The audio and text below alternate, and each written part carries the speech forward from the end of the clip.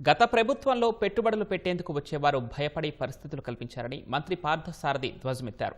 విజయవాడలో meet the press కార్యక్రమంలో మంత్రి మాట్లాడారు. వైసీపీ 5 ఏళ్ల పాలన లక్ష్యం లేకుండా సాగిందని, రాష్ట్రానికి తీరని నష్టం చేశారని మండిపడ్డారు.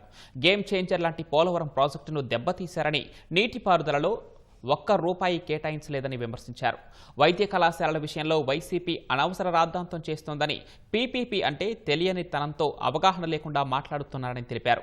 రాష్ట్ర ఆర్థిక పరిస్థితులు ఘోరంగా ఉన్న కూటమి ప్రభుత్వం సూపర్ 6 హామీలను చిత్తశుద్ధితో అమలు చేస్తోందన్నారు. 25 ఉత్తమ విధానాలు రాష్ట్ర ప్రభుత్వం అమలు చేస్తోందని తెలిపారు.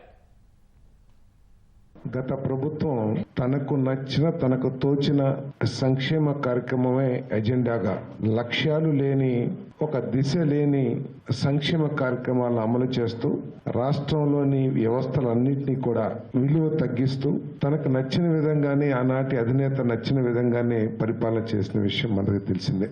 ఆ రోజు ఆ ప్రభుత్వంలో ప్రైవేట్ ఇన్వెస్ట్మెంట్స్ రావటానికి భయపడే పరిస్థితుల్ని వారే సృష్టించారు.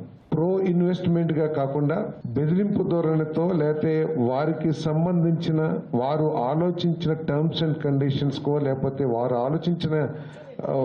ఆలోచనకు అనుగుణంగానే పెట్టుబడులు పెట్టాలని చెప్పేసి ఆలోచించటం చాలా దౌర్భాగ్యం అని చెప్పేసి మనం చేస్తామని, వారు విద్వేషాలు రెచ్చగొట్టడానికి, లేకపోతే అనేక రకమైన ఉద్వేగ భావాలు రెచ్చగొట్టి రాజకీయ లబ్ధి పొందడానికి ప్రయత్నం చేయడం చాలా శోచనీయం. వాతావరణాన్ని కలుషితం చేసి వారు వాడే పదజాలం కానివ్వండి, ప్రజాస్వామ్యంలో తావు లేని పదజాలాన్ని వాడి వాళ్ళని రెచ్చగొడటానికి వారు ప్రయత్నం చేయడం చాలా శోచ్యం అని చెప్పేసుకొని మనం చేస్తాం. పీపీపీ వారు తీసుకొచ్చిన జీవో, వారు తీసుకొచ్చిన మోడాలిటీ అన్నీ కూడా వారి ప్రకారం దాంట్లోకి దాన్ని మెరుగుపరిచి మేము చేస్తా ఉన్నాం.